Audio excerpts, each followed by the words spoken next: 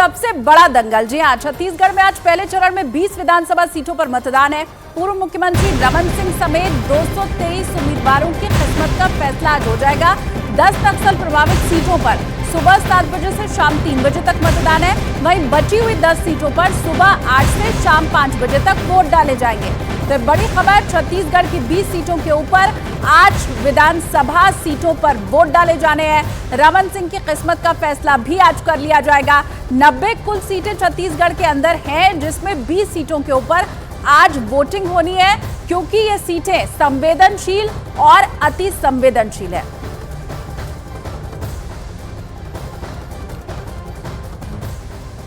और मेरे दो सहयोगी इस वक्त जुड़े हुए हैं। पहले मेरे साथ रीमा जुड़ी हुई है और मनोज भी इस वक्त आपको दिखाई दे रहे हैं। रीमा, आपके पास सबसे पहले मैं आ रही हूं। छत्तीसगढ़ की 20 सीटों पर विधानसभा चुनाव और अब तो चंद सेकंड ही बाकी बचे रह गए। बिल्कुल, लेकिन आपने भी शालिनी अपडेट किया दर्शकों को कि 10 ऐसी सीटें हैं जहां पे 8 बजे से मतदान होना है। तो उस वैसे ही एक जगह पे मैं भी हूं जहां पे 8 बजे से वोटिंग होनी है, इसीलिए सन्नाटा अभी दिख रहा है। लेकिन सन्नाटा कभी भी छत्तीसगढ़ में दिखता नहीं है, क्योंकि नक्सलवाद यहाँ की सबसे बड़ी समस्या चुनाव में सबसे ज्यादा बढ़ जाती है। और चुनाव यहाँ पे कराना इतनी बड़ी चुनौती, इतनी बड़ी जिम्मेदारी हो जाती है कि एक राज्य नहीं बल्कि 4 राज्यों की पुलिस का सहयोग लेना पड़ता है।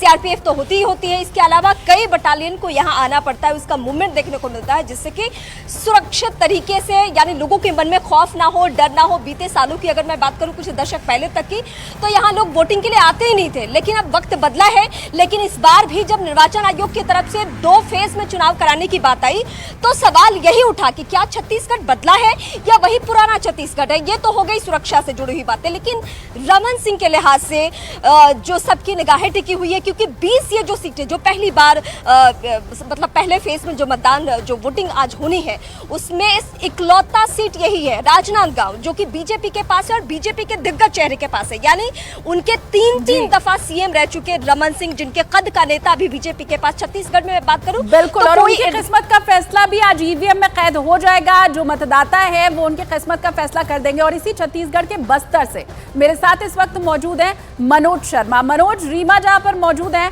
वहां तो अभी सन्नाटा दिखाई दे रहा है, मतदान 1 घंटे बाद है। जहां आप मौजूद है वहां की जरा तस्वीर दिखाइए।